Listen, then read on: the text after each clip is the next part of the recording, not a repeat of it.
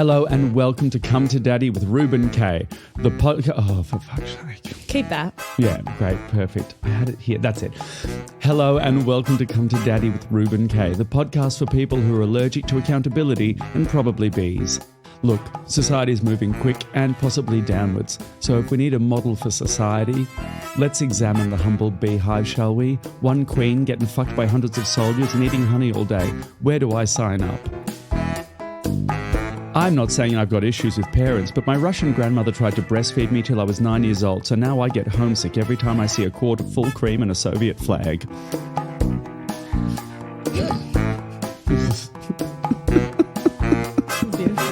This is just all the things that poor Amanda has to edit together. Yeah. So what's going on in the Come to Daddy podcast? Well, listeners, podders, daddyites, cummies? No, absolutely not. I am in Australia, my hometown, the scene of all my childhood trauma, because why process it when you can bathe in it? But the sad part is, because I am so far removed in the Antipodes, my beautiful, wonderful producer, Amanda, is still stuck in the capitalist Tory hellscape that used to be the UK. Let's all spare a thought for Amanda. Amanda, how are you doing? Hello, this is Amanda Sangoski coming to you live from Cutthroat Island. I'd like to offer a wide-ranging apology to anyone affected by Reuben's intro there. Bees, especially the Queen. I'd like to apologise to soldiers, both human and bee, grandparents, and of course you listeners for what Reuben called you. I won't repeat it here. But what can you do? You can't help but love him. So please download the podcast, like the podcast, share the podcast, tag us, subscribe on YouTube, review the podcast, comment, and all those other things that people clamour for you to do. But most of all, please enjoy this week's show. So let's get into it. Our guest today is the reincarnation of Buffy the Vampire Slayer. But instead of vampires with questionable forehead prosthetics, what she's slaying is comedy. She's a modern millennial woman in a Gen Z world. It's Ally McBeal if she was fathered by Rasputin. And the only reason we're allowed to be together in a room unsupervised is because the cabaret gods are using us in an extremely haphazard breeding program to make a cabaret super baby. She's the voice, the jokes, the vibe. Brace yourselves against someone sturdy. For Michelle Brasier, come to Daddy. Oh, what an intro. Oh my goodness gracious. Okay. What are you doing here in Australia? Oh, in Australia, what am I doing? I mean, I don't know when this comes out, Reuben, but next week I'm doing a show at Comedy Republic, which is an encore of my fabulously successful show, Legacy. Incredible. Thank I got you. to see it several times, erect throughout. Yeah, you were so supportive, which is hard for you, I know. I hated it. Yeah, but you were very supportive, which was quite lovely. So I'm doing that and then some telly stuff. And then I'm also going over to the UK. What are you doing in the UK? I am doing my show Reform at Edinburgh Fringe at Gilded Balloon. It's a show about, have you seen this one? The show about the man that scammed me and I became his emergency contact. Have you seen this? I actually did. I snuck in the back at the Adelaide Cabaret Festival. He always sneaks in the back that room. Yeah. That was a gay joke. Sorry, I didn't mean that. I know you're not gay. Shh, don't tell. But yeah, it's that. That's what I'm doing and I'm excited. It's a fantastic show. It is truly, I look at your shows and I think it's sort of like mile-a-minute therapy. Yeah, I think that's a really great way to describe them, to be honest. You're so... your tempo, like me, you just love a quick tempo on things. And I think a great way to juxtapose family trauma, sexuality, societal commentary and the way to make it all so exciting is to make it so dense and you still make it very clear, clean and understandable. It's really lovely. Thank you so much. That's really nice. I really appreciate this. If you're listening to this, you should know that Reuben and I are very good friends and our friendship consists of like throwing barbs and then the occasional, I'm having a breakdown, can you come over with chocolates? So this is this is very vulnerable for us without an audience. Yeah, I'm hemorrhaging. Yeah, I know. It's not your brand. No, it's why I'm wearing a dark tracksuit. Yeah. So here at the Come to Daddy podcast, we have a parental questionnaire, quickfire answers, please. Okay. Names and ages of parents. Ellen, she is somewhere between 75 and 80. I'm not sure what. I think she's been 75 now for about 5 years. And my dad he was 69 when he died, which was a while ago, and I don't do maths. Fair. Michelle Brasier is a member of the Dead Dad Club. Shit Club, fantastic membership. Very good membership. You get into all the Dead Dad clubs around the world as well. Do you get a discount on accommodation there as well? You get a discount on accommodation, yeah. And you can use any of the spaces to make art. Like if you want, they have pianos and stuff like that. You can go in there. That's nice. No discount at the bar or anything like that. But you can bring 3 friends in, even if their dads aren't dead. Even if their dads aren't dead? I like this. It's a very niche. This is a niche joke. Niche Lorraine. What were their occupations, or what are their occupations? Mum and dad were both teachers, and then both eventually became school principals. Wow. Yeah. Ascending the ladder of education. How much do you blame them for how you turned out in a percentage, please? 40%? 50%. Okay. I'm not sure. Why do you think you wavered between 40 and 50? Where does that 10 come from? Well, so the 10 came from I think 40% because I go, I'm quite different to them in a lot of ways. But then I thought, but they let me be different to them. So I gave them an extra 10%. Does that make sense? That's really lovely. Yeah. Yeah. So can I get a little snapshot of what life in the childhood family home of the Brasiers was like? Are we talking peaceful? Are we talking chaotic? I think honestly very peaceful. Like my parents, Ellen and John, by the way, if I didn't say, Ellen and John, they were older when they had me. Mum was 42, which at that time was like a much older pregnancy than most of my friends. Geriatric pregnancy, yes. And dad was like 50, nearly 50 when they had me. Oh, wow. Yeah, so they were quite they were established in a way that like they weren't paying off a mortgage, and there was no real major stresses on them trying to figure out what their life was. They'd already figured it out. They'd had 2 kids before me, and then I came along as the best mistake they ever made, and they were like, I guess this will slot into what we have going on. And so I never saw them fight. Do you think that you said mistake just then? Were you sort of an unplanned child? I was. Oh, really? Well, I mean, I wasn't. So they wanted 4 kids. Mum always wanted 4 kids. Why? Oh, they're Catholic. And she really wanted 4 kids, and she tried and tried and tried. And she lost a baby in between my brother and my sister. And then... No, in between my sister and me, I think. I think she may have lost a few, but she just couldn't get pregnant. They just had such a tough time of it. And the doctors said, listen, it's just not going to happen. And so I think they went, all right, it's not going to happen. And then at the ripe old age of 42, I was a little surprise for them. So, I mean, it was a kind of a miracle baby, but also kind of like they'd given up. That's right. Michelle Brasier's miracle baby. Michelle Brasier identifies as a miracle baby. Yes. Yes, I do. Putting that narrative out there, manifesting your own status. Yes, it's important. So the family dynamic is sort of quite calm and peaceful, and yet you're such a turbulent child. I was a turbulent child. I'm a nightmare. I used to, like in science class, I used to pretend to faint when I didn't want to learn anymore. I was a rat. I was a little rat bag. How convincing was your faint? Could you give me a faint now? No, I won't. It's not. I don't faint for free anymore. But yeah, it was not. I'm sure it wasn't very convincing at the time. But my science teacher came to my show last year and told me that I'd always been his favorite student, and that he thought it was so funny, but he couldn't encourage it in the class. He was like, "Oh, for fuck's sake, this girl has done it again." But he could never, like, he would always be like, "Okay, Michelle, off you go to the sick bay."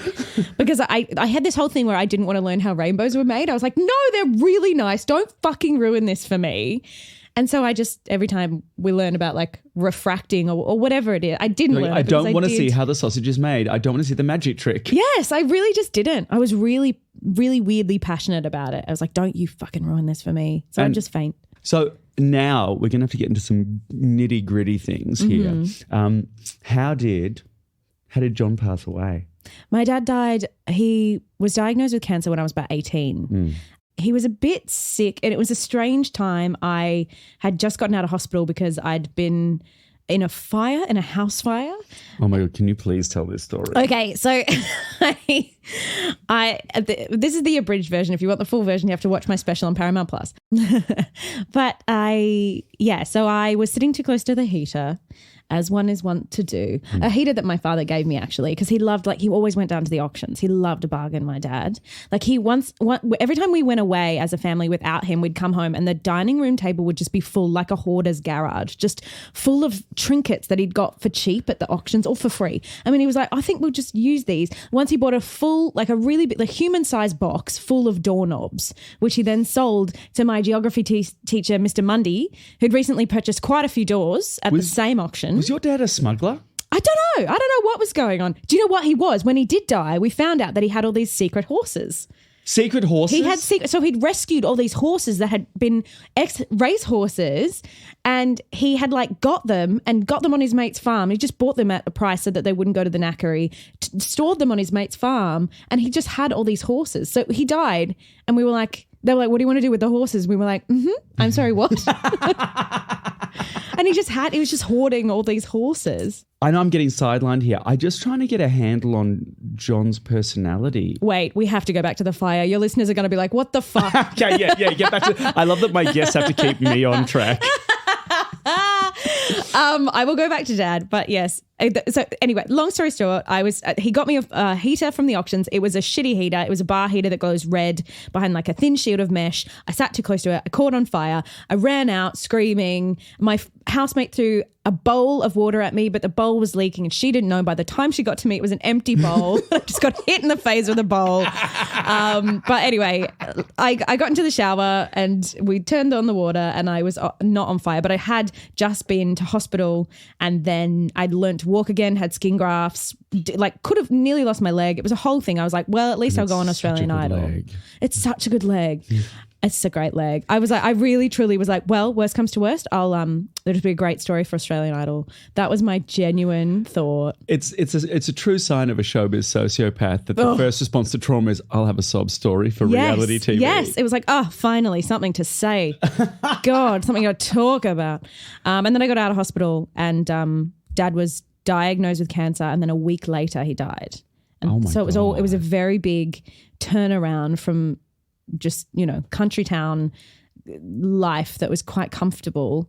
Like we weren't rich. I went to like quite a dodgy school, but shut up. But like, I feel like I didn't want for anything. I didn't know you could have a pool. Like I didn't know about that. Right. So here's a question. Because I also have a dad who died of cancer, humble brag. Yes. And my dad, it was 3 years between diagnosis and expiration. And it actually allowed us to sort of do a lot of healing in those 3 years, although it was a rough 3 years for everyone. And I'm sure possibly for him. I don't know. I never asked.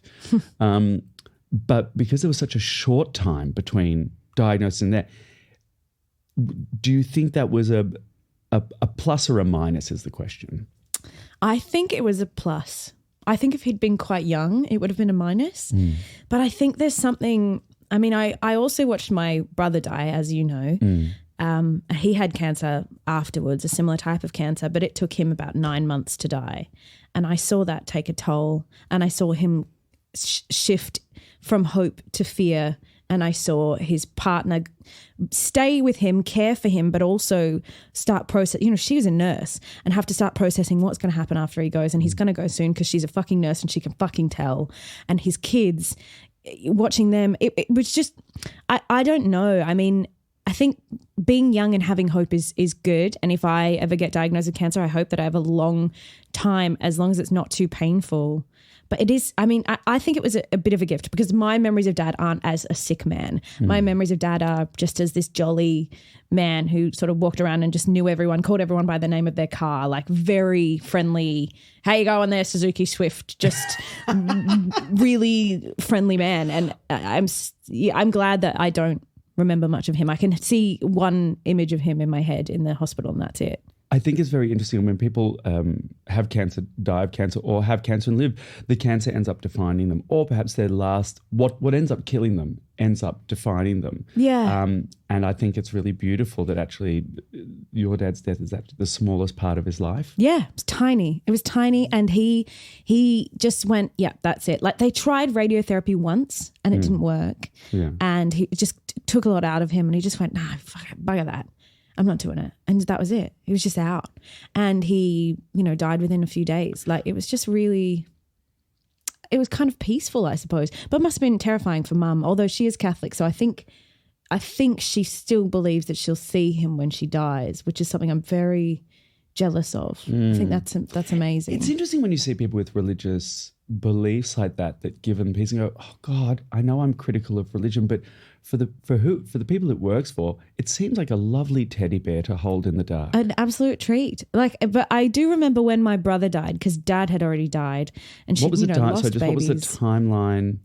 I think it was about 6 years in between. It's brief. Yeah, and Mum, she hadn't had the easiest life, my mum, and she really just. I remember sitting down with her and saying, are you all right? And she was like, I'm okay. I'm just angry. And I said, who are you angry at? She said, I'm angry at God. And I thought that was so sad. And, she doesn't love the Catholic Church because she's very... Why? What have they done? Oh, my God, Reuben, you are not going to believe this. It has been no good. I'll send you some articles. Great. But yeah, she doesn't like the church. And, we have a lot of queer family, and she's always been very accepting. And when I remember I brought home a girlfriend in high school, and she was like, all right. Like, she's just so, there's never been anything for Mum. Can we talk about how your parents raised, when John was alive, how they raised such a, how do I put this? Not volatile child, but certainly exuberant, excitable, shall we say. I have been annoying for a long time. And I think, I was sort of raised by TV a bit. They let me watch whatever I wanted because I had an older brother and older sister. I think a lot of my personality comes from my older brother because he was 15 years older than me. That's huge. Yeah. So I took a lot of my personality from my brother, and he was very confident and very sort of charming and had a lot of friends, and he would sing a lot and he loved music and art, and I took that from him and traveling. My parents just kind of got out of the way. Like, I don't think that my dad and my mum were in any way annoying. I think they were like, I don't think they were performer types. We were a sporty family. My mum sings a bit, but I was a different breed, and they just went, she's different, and that's fine. I think I also, the best thing they did for me was they never told me to shut up.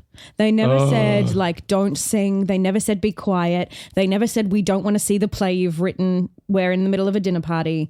They accepted everything that I offered them in Parents, that way. enable your children now. Yeah, it's amazing. It's gotten me through everything. I think it's the reason I'm resilient. It has helped me through Dad's death, just being able to be confident enough to go, this is what I need and this is what I'll do. I sang at his funeral. I sang at my brother's funeral. I spoke at the funerals because I can, and I can because they never told me to shut up. And so I'm not afraid to speak as a girl. And I just have always been, I've always been very bold because they never said stop that. And also just, Samantha Jones on Sex and the City really had a big hand in that too. I'd say she's 20%. The only one. Yeah. What was it you said? You said you're a Miranda with a Samantha Rising? I'm a Samantha with a Miranda Rising. It's so good. Yeah. It's so good. Let's talk about, I've said that too many times today. I also had to speak at my dad's funeral. Can you take me through what that experience was like for you? I think for me, it felt like playing a part. It felt like I looked around and no one, and this is something I've only just really realized recently, is that no one actually came to me and scooped me up and went, are you okay? Like, no one in my family. My friends did, but no one came up to me and was like, you're the youngest. Are you okay? There was no babying of me. Everyone was having their own reactions, and I was walking around checking on everyone else because I sort of, I just saw that role was missing, and I went, the characters are off. Like, someone's missing in the movies, which are beautiful and poetic, and there's a soundtrack, and I can make sense of that. The way that I can make sense of this, the way that I can make this beautiful for me is to fill the gaps so that it feels like a full story. And so I was like, great, youngest daughter, resilient, strong, I can do this. And that's how I did it. So faking it, I suppose. But also there was a real peace in that, in going, I can see what's missing and I can do this in a way that these older people around me, like considerably older, just can't do. And I was proud. Like singing at Dad's funeral was lovely, and singing at my brother's funeral, oh my God, like I sang with my best friend Jordan, who's coming to Edinburgh with me. I'm taking him for his first Edinburgh. I cannot wait. He's single. He's going to get so many diseases, but I'm really excited, probably from you. But he's very cute. He's very cute and very talented. Yeah, he's a great drummer. Good with the stick. Yes. But we sang together, and that was just beautiful. We sang my brother's favorite song, and it felt, because singing's so close to crying, and I talk about this in my shows too, singing and laughing and crying, it's so close physiologically that it feels the same. How did you even get notes out? I have great technique.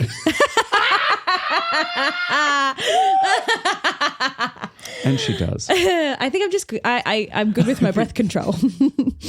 I was like, I can steady myself. I remember at my dad's funeral, I was side. I keep on having to use theatrical terms because what else is that? I was side stage. Yes, right. Because it's not an altar. Coffin left. It's a little stage. Yeah. Well, we had Dad cremated because we want Marie Kondo, that shit. Yeah. So we just had his hat and some autumn leaves on a little plinth for him. Oh, that's nice. Which is really nice. I did picture his hat on an urn. Wouldn't that be and great? A face drawn.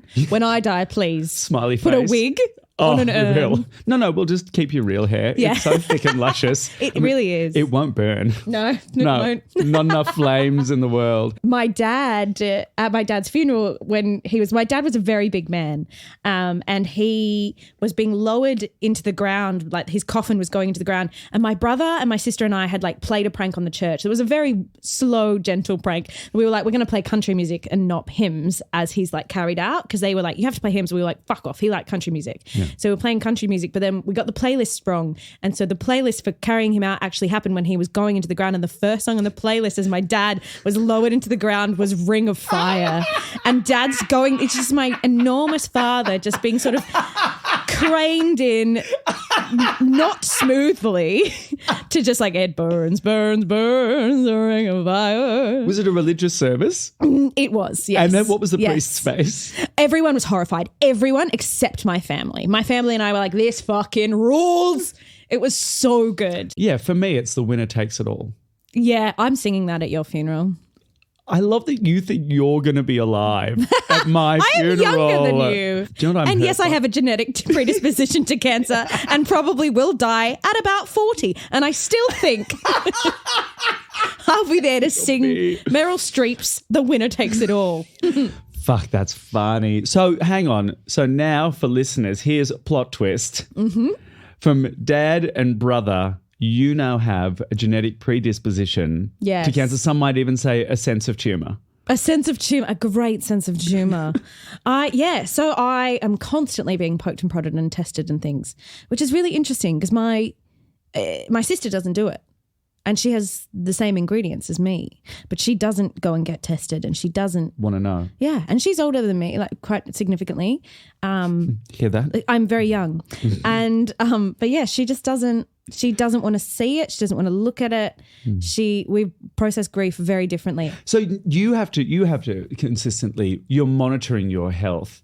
What are you monitoring it for? Is it a sense of control, or is it a sense of what am I capable of? I think I just want to get it early. I just want to, if anything is brewing, I want to catch it. Because by the time my brother and my dad caught it, it was too late for both of them. Was there any chance that if they had been looking, they could have caught it earlier? Yeah. Right. Yeah. Yeah, especially my brother, because he had bowel cancer. If you catch that early, you can get through that. I think it gives me a sense of control.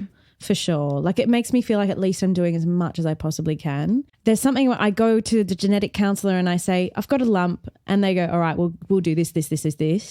And then it's not mine anymore. Yeah. It's theirs to manage. What do you do in your life to kind of minimize the negative effects, the stress of all of this? Well, how do you process it? It's a huge question, but I think putting it in my work has helped. I decided if I was going to talk about this, it had to be fully processed, and I think I processed it so that I could make the show.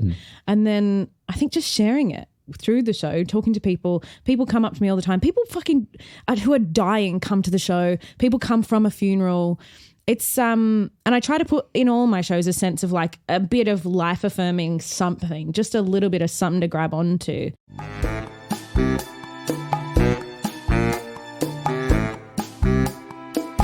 All right, Michelle Brasier, put on your wrist guards, your stack hat, knee pads, grab your skateboard, and it's time to go into the half pipe of the pick and mix. Pick and mix, pick and mix. It's time for us to do pick and mix. And today you have chosen, drumroll please, Amanda.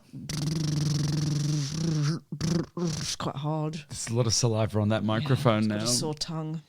Praise you like they should. What is one achievement you wish your parents had praised you for that they never have? So I don't think my mum understands my job in any way. Go on. I mean, you've met my mum. We went to the Green Room Awards the night that we both won an award, and thank God. Right. Because to see your parents should never have to see you lose gracefully, because we're not good at it. But I took her out that night, and I think that was the closest to understanding my life she's ever had, because she was around a lot of queer people. She was around a lot of show people. She was at an event where there was a red carpet, where people knew who I was, and where I got to win something and make a little speech. And she felt like it was one of the biggest deals ever. Like that was like the highlight of my career for her. And she doesn't know how many awards we win. Yeah. And I just think, I'm on TV all the time, Mum, like so much.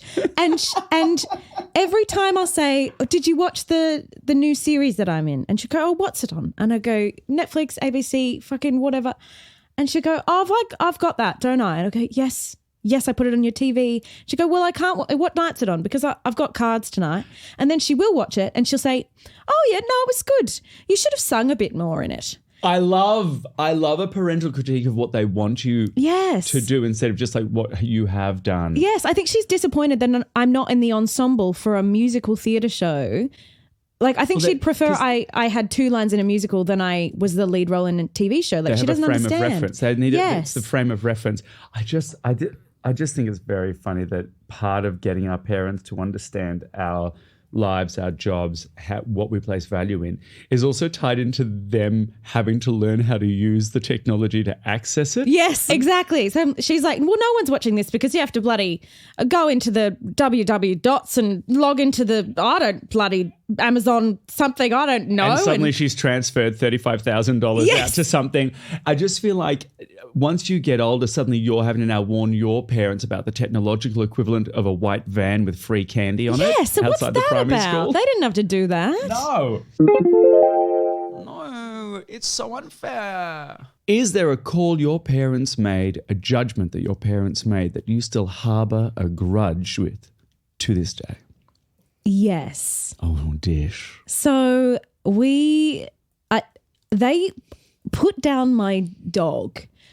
Yeah, the dog was old, but they didn't talk me through it. I didn't get to say goodbye, and they just said, she's gone to the farm. And for 20 years, I was like, she's gone to the farm.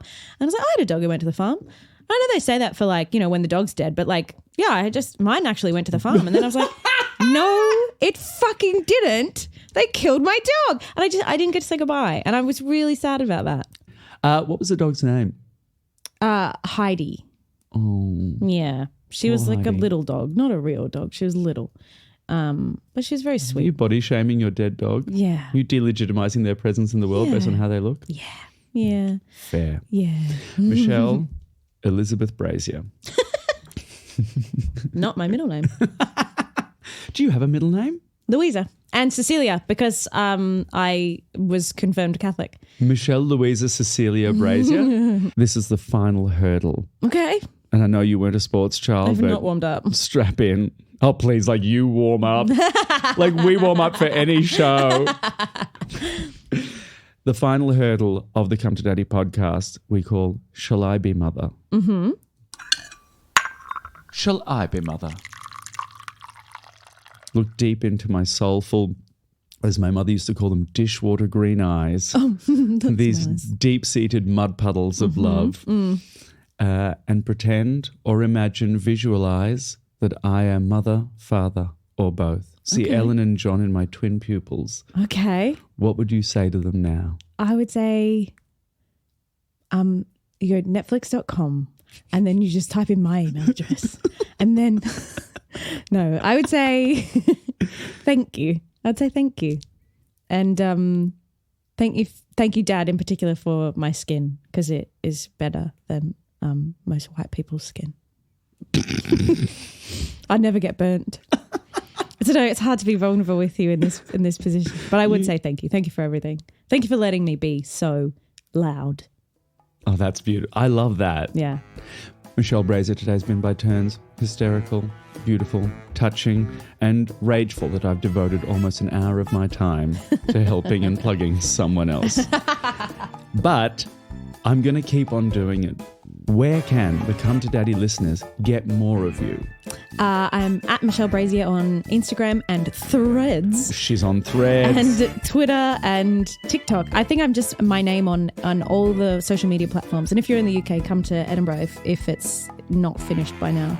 Yes, Michelle Brasier and I are both coming to Edinburgh Fringe Festival in the city of Edinburgh in the country of Scotland that used to be part of the UK. That's me wishful thinking, destroy the union. I'm bringing the K-Hole, which Michelle Brasier will be at, and my show The Butcher's back, and Michelle Brasier is bringing her incredible show Reform. Michelle Brasier is bringing her incredible show Reform to Gilded Balloon. You can find them on all of the socials. You can find it on the Fringe website. You can find us. We are findable. We're findable. We'll be eating chips. Michelle Brasier, thank you for coming to Daddy. Thank you, Daddy.